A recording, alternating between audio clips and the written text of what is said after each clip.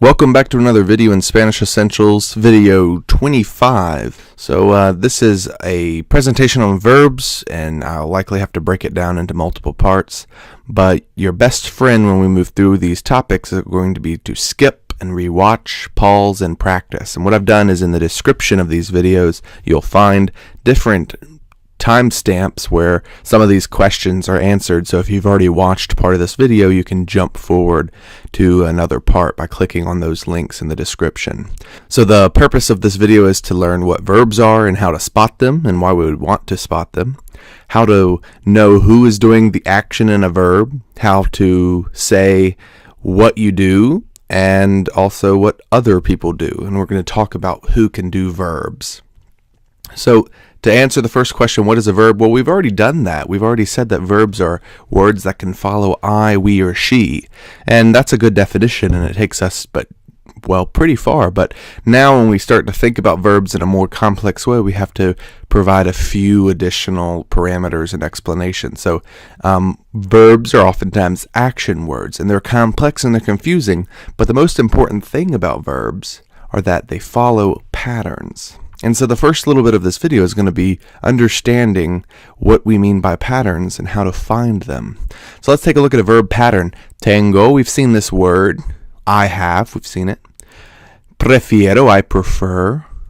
Quiero, I want. And entiendo, I understand. Now, all of these verbs, all of these actions are being done by I or me. And so there's a pattern in English. I have, I prefer, I want. But we don't see any noticeable word like I, like yo, because I've taken them out because they're not required. So I've taken them out because I want you to spot the pattern in these words. So if you take a moment and try to find what do these verbs in Spanish have in common when they are describing what I would like to do, then you might recognize that there is an O, okay? So can you spot that pattern? O. So this O on the end is indicative of I doing that verb. Take a look at another pattern. We've seen these verbs as well. Tienes, you have. Prefieres, you prefer. Quieres, you want. Entiendes, you understand. So these words, you might take a look and say, well, can I spot the pattern? And just like the verbs for I do these things ended with an O, these ones ended in an S. But hold up. If we take a look at the original I do these actions and take a look very carefully at what was changed, you'll notice that it wasn't just an O changing to an S, but an O changed to an ES. And so this is the first glimpse of these patterns that we've seen. So how do you spot a verb in a sentence? Because if you can spot the verb, then you can look at the end of it and recognize its pattern and understand a little bit more about it. Well, it's also often the action in the sentence. So if you know which word it means or indicates action, then that might be a good way for you to find it.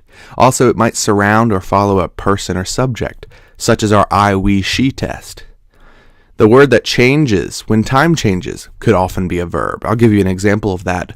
I eat pasta. But if I were saying this about what I've done yesterday, I would say I ate pasta. I and pasta did not change, but the word eat changed to ate, and that is our verb. So the verb will change when time changes from today versus yesterday or tomorrow. And the word that interacts with other people or things. If I buy books, I is an indication that I'm doing the action, and so maybe you can recognize that's the subject that surrounds the verb. But also, the books are some other things which interact with the verbs. They're being bought. And so there's multiple proofs there that have told us that the word buy is the verb or the action in the sentence. And so those are just some ideas, but let's see if we can spot them. Yo como arroz y pollo. Which one of these words is the action word? Or which one of these words surrounds the person doing the action? Or which one of these verbs is required so that other parts or other things in the sentence can be done? And hopefully you recognize that it was the eat word, como. And this is a further proof that yo, if I'm doing the action, is going to end with an O.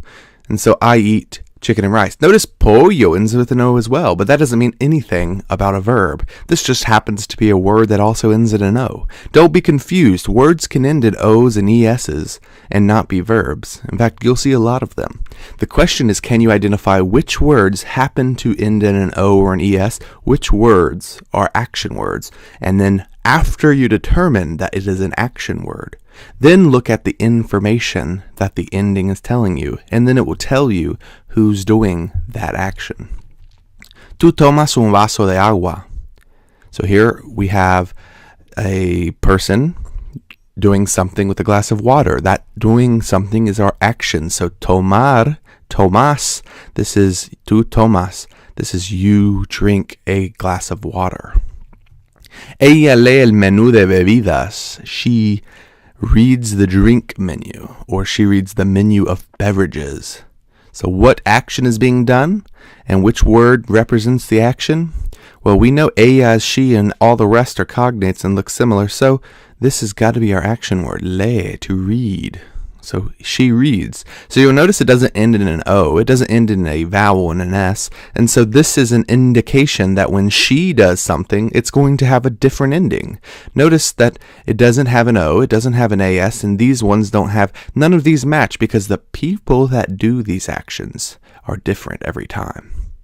So we know lee is that L-E something is telling us read. So maybe this next example should be pretty easy. A veces durante clase leo libros con mis amigos. So look, a verb, it was right here because it ends in an ES. Well, no.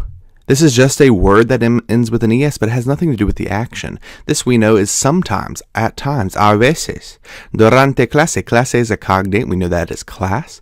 And we know that the A-N-T-E endings of words, like interesante, sometimes those are going to end in I-N-G. And so this is during class. So if sometimes during class, leo libros con mis amigos. We know libros are books, con mis amigos, with my friends. So something's happening, books with my friends. And look, it ends in an O. So who's doing whatever this action is? I. So what do I do with books with my friends? Take a look at the last example where we have le. She does the reading, so this must be I am doing the reading. So sometimes during class, I read books with my friends. So that example we just looked at, that example, a veces durante clase leo libros con mis amigos, what this is we've identified that this is the verb, and it means I read. And in this case, the yo, the subject, I, is absent. And you've got to be able to identify those words, those verbs, and their endings, because sometimes we're not going to have the person doing the action written out, as is the case in this example. So how do you know every time, and what tools can we give you? Well, it all goes back to knowing and understanding these endings. We have information, linguistic information inside verbs, just like DNA is made up of smaller parts. A verb is made up of smaller parts. The linguistics world calls them morphemes. And so what these little things do is they tell us about when it was done, who did it, and the certainty of the matter, and also the information as to what that action is. If you can learn what these little pieces mean, then you can learn things about verbs that you've never seen before, just because you know how they end and what those endings entail. So who is doing the action of the verb? Let's take a look at this example, and we'll stop this video because it's getting kind of long. We'll have a part 2. Vocabulario: sacar, to take; caminar, to walk; ver, to see. So these are some information. I want you to pause this video and try to identify which words are verbs, and see if you can figure out who does it. And in the beginning of the next video, I'll give you these answers.